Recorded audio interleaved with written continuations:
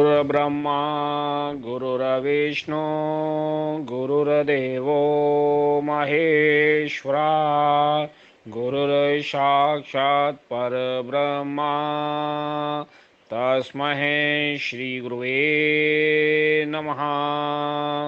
श्री आद्गुरुवे नमः, जुगाद्गुरुवे नमः, सद्गुरुवे नमः, श्री गुरुवे नमः।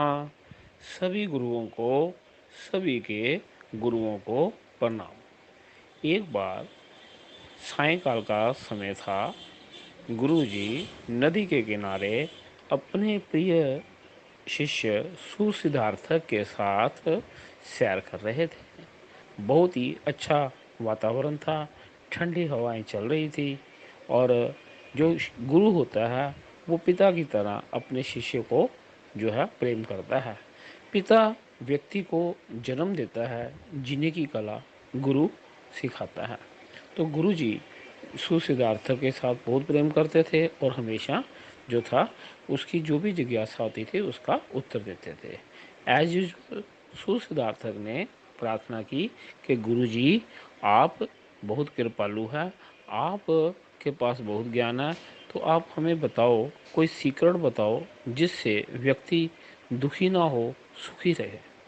क्या ये दुख और सुख ये हमारे भाग्य के कारण होते हैं? गुरुजी जो हैं उन्होंने सुसिद्धार्थ के सिर पे हाथ रखा और बोले कि बेटा तुम एक बहुत ही अच्छे शिष्य हो, तुम एक सीधे बर्तन हो, उल्टे बर्तन नहीं हो और सीधे बर्तन में ही ज्ञान डाला जा सकता है और तुम प्रेम पूर्वक मुझसे बहुत बहुत जो चीज़ें जो हैं सीक्रेट चीज़ें जो हैं मुझसे सीख सकते हो। गुरुजी ने बोला कि बेटा ये जो भाग्य की ये चीज़ें होती हैं, भाग्य वर्ड को लोगों ने बड़ा डिप्लोमेटिकली जो है यूज़ किया है और इसे बहुत सारे प्रोफेशनल्स लोग इसे कैश करते हैं। लेकिन हर चीज़ जो होती है उसका एक मूल होता है, वो मैं तुमसे आज शेयर करूँगा। गुरुजी ने बोला कि देखो भाग्य जो होता है वो बनता नहीं है, उसका निर्माण किया जाता है। गुरुजी ने बोला कि हर एक व्यक्ति, हर एक स्थान, हर एक वस्तु क्या करती है, कोई ना कोई एनर्जी को वाइब्रेट करती है और ये सारे का सारा जो यूनिवर्स है उस वाइब्रेशन को रिस्पॉन्ड करता है, उसके अकॉर्डिंगली ये चलता है। जैसे गुरुजी बोलते हैं कि जब एक म्यूजिशियन जो है वो एक सैड सॉन्ग जो है एक सिंगर सुनाता है, तो सैड सॉन्ग सुनने के बाद जो लोग हैं उनकी वो दुखी हो जाते हैं, उनकी आंखों में आंसू आ जाते हैं। लेकिन वही सिंगर जब है जो एक बहुत ही खुशी वाला एक सॉन्ग सुनाता है तो उससे क्या होता है, लोग नाचना शुरू कर देते हैं। तो अब यहाँ पे ये नहीं है कि जो लोग हैं वो रोए या वो नाचना शुरू किए, लोगों ने रिस्पॉन्ड किया। सिमिलरली ये यूनिवर्स है, यूनिवर्सल पावर है, कॉस्मिक पावर भी क्या करती हैं, रिस्पॉन्ड करती हैं according to the energies, according to our vibration. हर एक व्यक्ति दो ही तरह की जो चीज़ों को, शक्तियों को वाइब्रेट करता है, या वो करता है foul smell of negative energies, और या वो वाइब्रेट करता है फ्रेगनेंस ऑफ पॉजिटिव एनर्जीज, और उसके अकॉर्डिंगली ही उसके जीवन में सुख और दुख जो है वो आते हैं। हम जो शब्दों का प्रयोग करते हैं उसकी वैल्यू 1% से ज़्यादा नहीं है, लेकिन जो एनर्जीज हम वाइब्रेट करते हैं साइलेंटली वो लोगों तक, यूनिवर्स तक और जितनी भी परमात्मा ने चीज़ें क्रिएट की हैं सब तक वो कम्युनिकेट होता है। और जितनी भी लैंग्वेजेस के ऊपर आजकल झगड़े हो रहे हैं कि ये लैंग्वेज होनी चाहिए, ये होनी चाहिए, वो नहीं है। लेकिन सारा यूनिवर्स जो एक लैंग्वेज जो है वो मानता है, that is the language of vibration. और हमें क्या करना चाहिए, हमें सीखना चाहिए कि हम किस प्रकार जो पॉजिटिव एनर्जीज की वाइब्रेशंस को वाइब्रेट करें। अब गुरुजी बोलते हैं कि इन चीज़ों को समझने से पहले, अगर तुम समझना चाहते हो तो मैं तुम्हें कुछ छोटी छोटी कहानियाँ सुनाता हूँ। इससे तुम्हें आइडिया लग जाएगा कि हम कैसे सुख को या दुख को या गुड लक को या बैड लक को इनवाइट करते हैं। गुरुजी बोलते हैं कि अगर आपके घर में कोई फंक्शन है, अगर आप किसी को जब तक इनवाइट नहीं करोगे तो कोई भी बंदा बेशर्म बन के आपके घर नहीं आएगा। सो जिसे जिसे हम इनवाइट करते हैं वो आता है।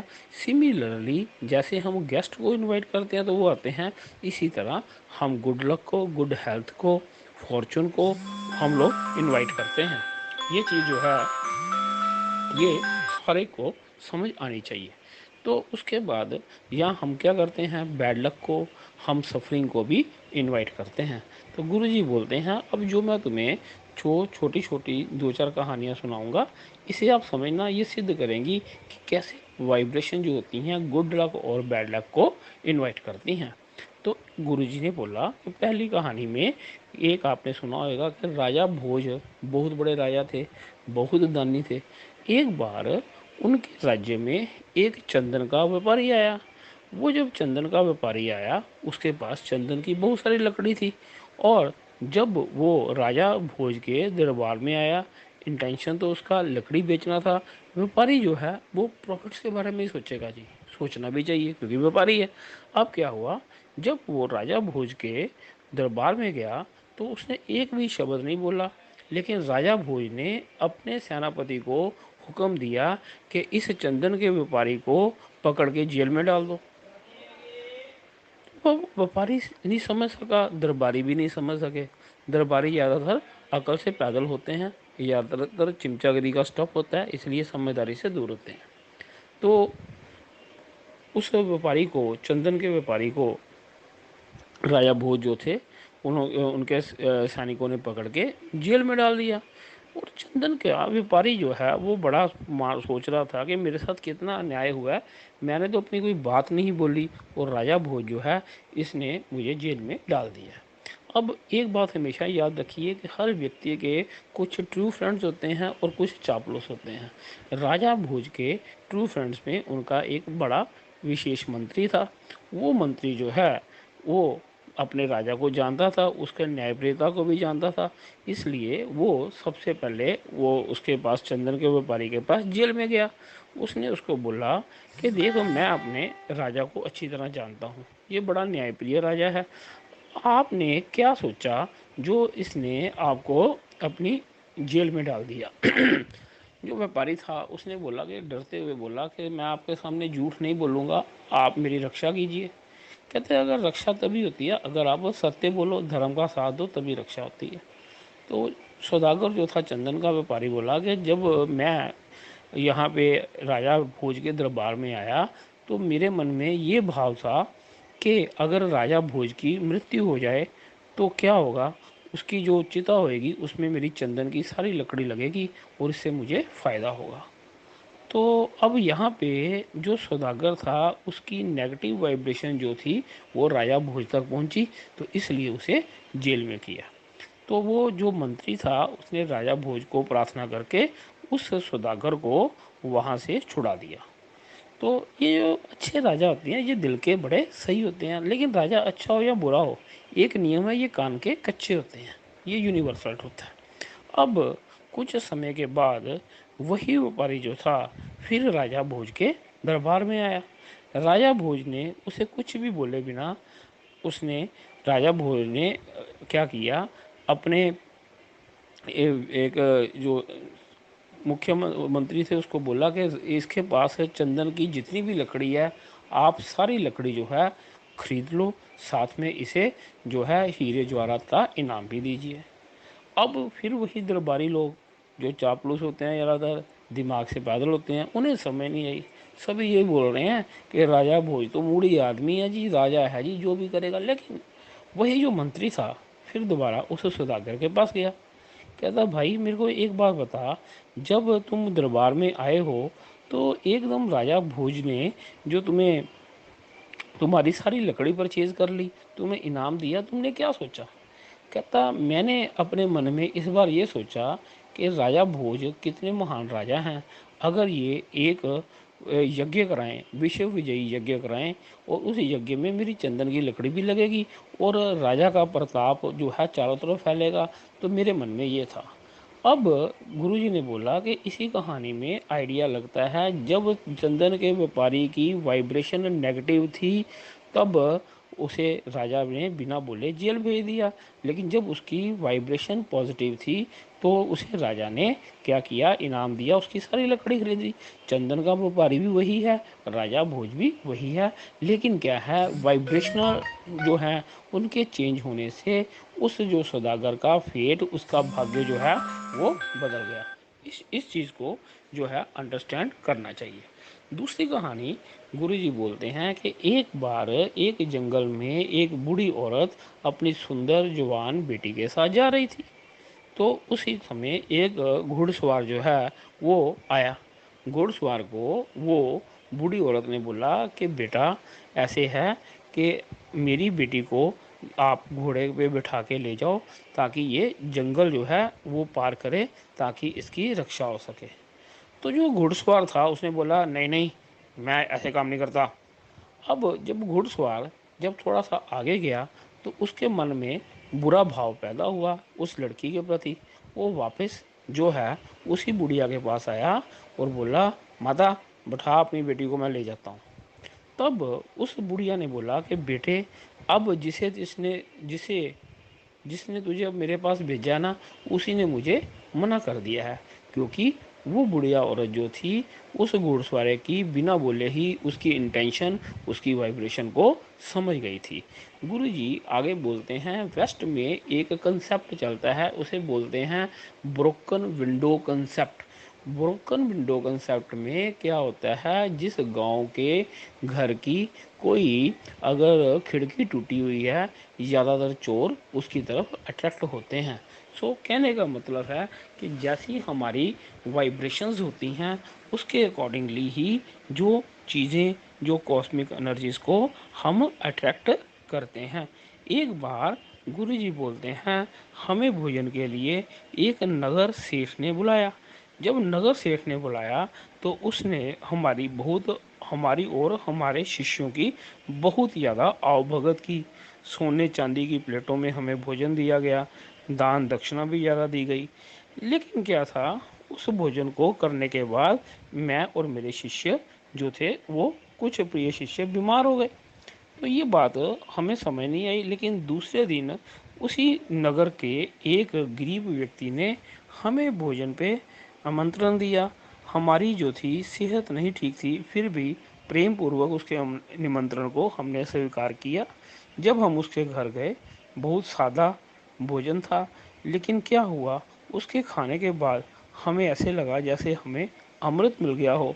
और उसके बाद मेरे और मेरे शिष्यों की सेहत भी सही हुई। हमने उसको बहुत आशीर्वाद दिया।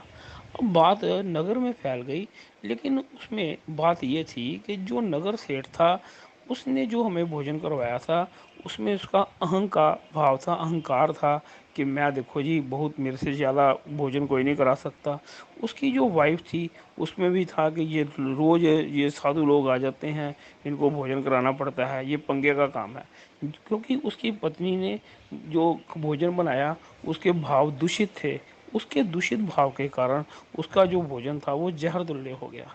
लेकिन जब वो गरीब व्यक्ति की पत्नी थी, उसके जो भाव थे, उसकी वाइब्रेशन में अमृत था कि शुक्र है प्रभु जो है वो गुरु के रूप में, साधुओं के रूप में हमारे घर में आए हैं। तो इसलिए उसके भोग, उसके जो भोजन में उसकी पॉजिटिव वाइब्रेशन ने भोजन को अमृत तुल्य जो है वो बना दिया। ये एक बात बोली जाती है ना, ये जो पब्लिक है सब जानती है अजी अंदर क्या है बाहर क्या है। इसका मेन मोटिव ये होता है कि कोई भी व्यक्ति जो है जितना मर्जी प्रटेंड करे कि वो बड़ा साधु संत है या बड़ा नेक है, बड़ा शक्तिशाली है, लेकिन जो उसकी वाइब्रेशंस होती हैं वो सारे वर्ल्ड को जाती हैं, सभी लोगों को जाती हैं। गुरु जी ने एक चीज़ और बोली, कहते मैं अक्सर बोलता हूँ कि अगर तुम्हारे घर में गंदा पानी है तो मच्छर आएंगे, और अगर तुम्हारे घर में जो है बहुत गंदा पानी है तो डेंगू के मच्छर आएंगे। लेकिन अगर तुम्हारे घर में फूल हैं, प्यारे प्यारे, तो तितलियां जो हैं उनको आपको कोई निमंत्रण नहीं देना पड़ना, वो अपने आप तुम्हारे घर में आ जाएंगी। तो हम क्या कर सकते हैं, अपनी नेगेटिव एनर्जी के कारण, जैसे मच्छर रूपी, जो हर प्रकार की सफरिंग को इनवाइट कर सकते हैं। अदरवाइज अगर हमारी एनर्जीज पॉजिटिव हैं तो हम क्या कर सकते हैं, जो हैप्पीनेस और हेल्थ की जो तितलियां, जो बटरफ्लाई हैं, उनको अपने जीवन में इनवाइट कर सकते हैं। चाहे ये चीज़ जो वाइब्रेशंस की हैं, ये किसी यूनिवर्सिटीज़ में नहीं पढ़ाई जाती। उसका कारण ये है कि जो ये वेस्ट है, इसने सिर्फ कॉन्शियस माइंड के ऊपर वर्क किया है, और कॉन्शियस माइंड की जो शक्ति है वो सिर्फ 1% है। जो हमारा सब कॉन्शियस माइंड है वो 99% जो है उसकी शक्ति है। इसके कारण जो वेस्ट सिर्फ 1% के ऊपर वर्क कर रहा है। और ये जो वाइब्रेशन की थ्योरी है, इसे आप रिलेशनशिप्स में, बिजनेस में, कहीं पे भी आप अप्लाई करोगे, आपको इसके बड़े पॉजिटिव और सही रिजल्ट आएंगे। अब जो वाइब्रेशंस को, पॉजिटिव को हम लोग कैसे करेंगे? पॉजिटिव वाइब्रेशंस के लिए इसका बीज मंत्र है कि हमारे मन में सेंस ऑफ रिस्पेक्ट होनी चाहिए, ये ज़रूरी है। उसके बाद हमारा केयरिंग एटीट्यूड होना चाहिए। थर्डली, हमें लर्निंग एटीट्यूड भी होना चाहिए, और सेंस ऑफ ग्रेटिट्यूड होनी चाहिए। हमारे मन में शुक्राने का भाव होना चाहिए। हमें दूसरों को ग्रांटेड कंसिडर नहीं करना चाहिए। अपने पापा के नौकर नहीं समझना चाहिए दूसरों को। अगर कोई हमारे लिए टाइम निकाल रहा है, अगर हमारे लिए कोई फेवर कर रहा है, तो हमें उसका थैंकफुल होना चाहिए। और जब हमारा एटीट्यूड पॉजिटिव होगा तो क्या होगा, उससे वो व्यक्ति जो है, उसके अंदर की शक्तियाँ और कॉस्मिक एनर्जीज की शक्तियाँ हमारे जीवन में आएंगे, और हमारा जीवन जो है सुखी हो जाएगा, आनंदित हो जाएगा। और मूल व्यक्ति का जो स्वभाव है वो भी सच्चित आनंद है। उसमें अगर हम लोगों को जो है, हमारे में सुपियोरिटी कॉम्प्लेक्स आ जाएगा, हम लोगों को हीन भावना से देखेंगे, हम दूसरों को तुच्छ समझेंगे, तो उससे हम लोग लालच के साथ, जो है ग्रीड के साथ, अहं के साथ लोगों को ट्रीट करेंगे, तो वही चीज़ें हमारे लाइफ में रेसिप्रोकेट होगी। क्योंकि लॉ ऑफ नेचर ये है, जो भी हम इस यूनिवर्स को देते हैं उसका मल्टीपल हमें मिलता है। अगर हमने एक आम छोटा सा जो है उसे बीजा है, तो बहुत बड़ा वृक्ष बनता है, और उससे बहुत हज़ारों आम जो हैं हमको मिलते हैं। और अगर हमने बबूल का पेड़ बीजा है, तो उसके अकॉर्डिंगली हमें फल मिलता है। तो सही बोला गया है, जो मैं किया सो मैं पाया। इसको अगर आप डिकोड करोगे, यही है कि हमें, जो हम किस प्रकार की एनर्जीज को वाइब्रेट करते हैं, और जिस प्रकार की हम एनर्जीज को वाइब्रेट करते हैं, उसके अकॉर्डिंगली हमारे जीवन में सुख और दुख आते हैं। इसके लिए, सुखी होने के लिए, हमें कोई नग पहनने की ज़रूरत नहीं है, हमें कोई अनुष्ठान करने की ज़रूरत नहीं है। क्योंकि नग पहनना, अनुष्ठान करने से पहले आता है कि आपका भाव कितना शुद्ध है, आपका जो है भावना क्या है, आपकी मानसिकता जो है।